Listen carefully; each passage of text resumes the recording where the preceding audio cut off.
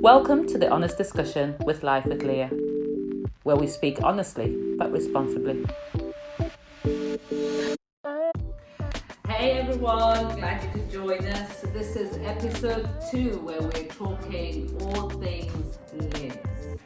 This is season 2 and we're talking about lids based on the book that I wrote, Lids Cracking Your Glass Ceiling. In the first episode we talked about you are the first lid that you will encounter, and I think what I was trying to convey there is to say we have a responsibility. We cannot devolve our responsibility to outwork our purpose to some earthly being, whatever that person may be, who wasn't even there at your creation. And I think that's not a redundancy on leadership, being a leader myself, but it's really a healthy way of getting people to recognize that we stop idolizing man who also doesn't know where they're going and expecting them to have a definitive plan for ourselves. I'm all for mentors. I'm a mentor myself. Coaches, I'm a coach myself. I have a coach. I have mentors. I've had leaders. But it's talking to the leaders, but also talking to people in order for us to both mutually, symbiotically have a very healthy relationship. So today I want to talk to you about leadership. I've experienced all kinds of leaders in my life. Good leaders, bad leaders, fantastic leaders, great leaders, and not so fantastic leaders and not so great leaders, but all of them have brought me, all my experiences have brought me, the sum total of those experiences have brought me to my point today. You see, we're talking about a lid leader. I was in an environment for a long time where I felt contained. I mean, other people might have a different view. It was my experience. I felt contained. I looked around and there were people who looked at me and who didn't look like me, who were older than me, who I kind of saw. There was always a criteria for why they were being, in my opinion, being contained. You see, it wasn't very overt. When you've got leaders who are lid leaders, the system that they create is so sophisticated that sometimes you begin to question yourself and ask yourself, is it me or is it the environment? You see, I was in this place for 18 years, and I can safely say after 18 years, you haven't left with knee-jerk reaction. You've submitted, you've sold, you've worked, you've honored, you've encouraged. After 18 years and you're still contained, then maybe it's not you. Maybe it's the environment. And it's not about the time of it. Sometimes it's the experiences and the revelation. For me, it was mostly about time. You see, those systems are so craftily put together that other people are benefiting while you are being contained. And therefore it's so difficult for you to say, listen, I am not having a good time under this leadership, because other people are benefiting. And it's created not specifically, deliberately like that, because then it divides you as a people. You see, I also recognize being under that kind of leadership, that you had a favor and out of a falling into favor and falling out of favor sort of culture. So if you said the right thing to the leaders, you stroked their ego, you encouraged, even though fundamentally you disagreed. If they talked about somebody and you really wanted to say that wasn't right, you were afraid because you understood that right now I'm even happy. I should be considering this a favor, in favor, because I'm around you talking to you. But you know the consequences of speaking up. So what you do is you choose not to speak. You see, you've seen other people who've stroked, who've lied, who've encouraged even when it wasn't true, be elevated.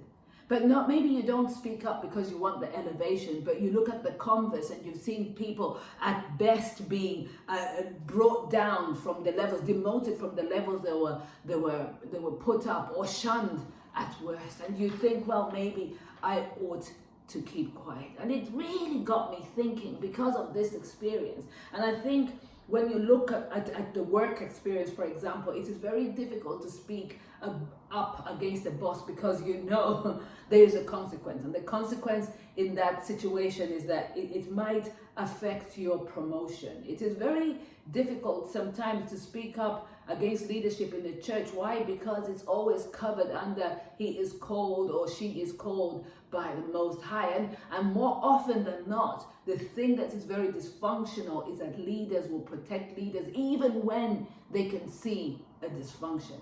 And I think when you're looking at leaders, I'm not even talking externally, because we are leaders ourselves. So even though I use examples of leadership that I've been under, I constantly bring it back to myself, a spotlight on myself to challenge myself. What leader are you, Leah?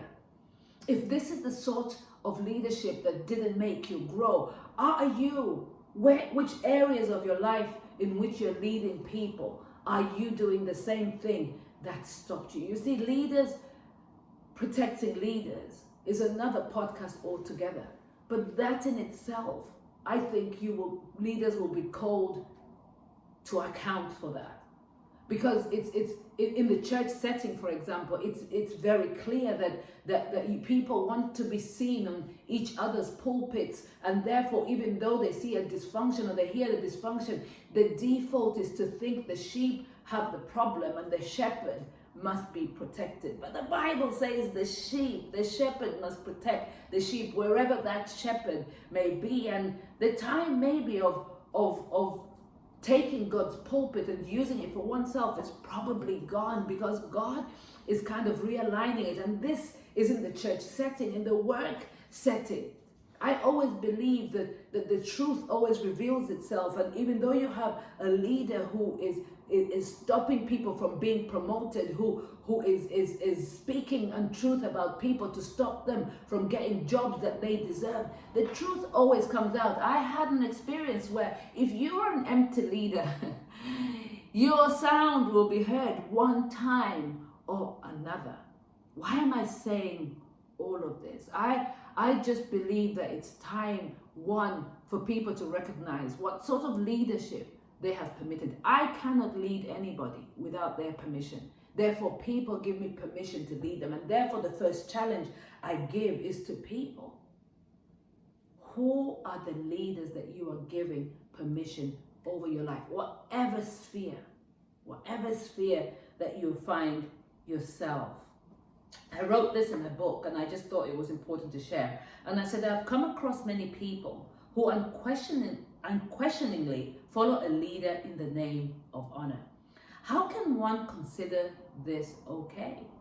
If honor means blindly following a leader, then by deduction, we may as well say Hitler's followers were right in executing his orders.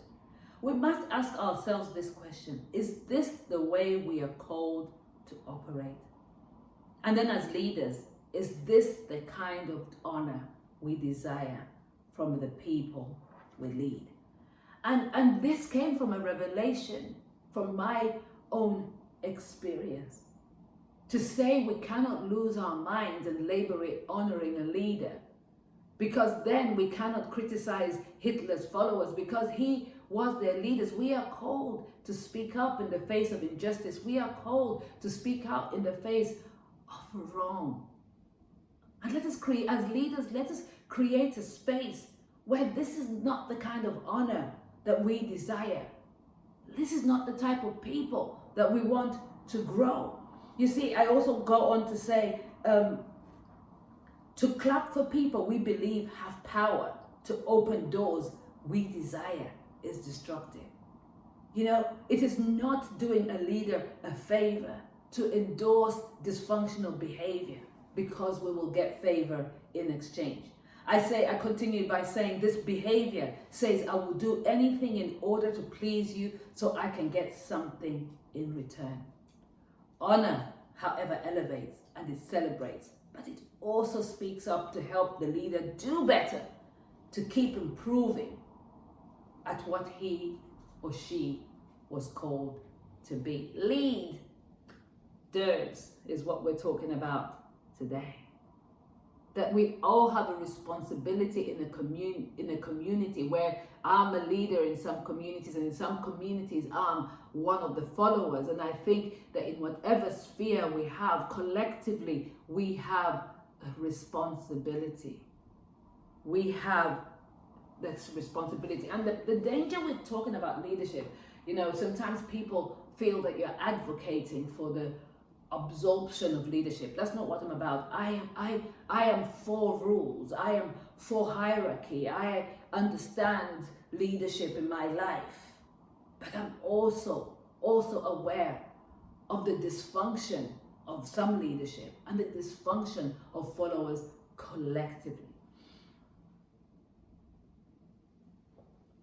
Being in an environment where one person's opinion, whether that person is a leader or not, is king, erodes people and erodes who they are. Being in an environment where one person's opinion, whether that person is a leader or not, is king, is dangerous and destructive and deadly to the community, because it strips people of who they are. As I said before, I was in such an environment before, and I spoke up and I got my mouth burned for speaking up. But what I learned going forward and after the process of healing is that I would do it again and again. And I think for me, even as I say you speak up, I'm not saying that everybody that speaks up is telling truth, but what we do in a healthy community is we encourage communication. Honest communication, even though that communication might be uncomfortable for us. To create a healthy environment is to bring things to the table so that we can talk about it.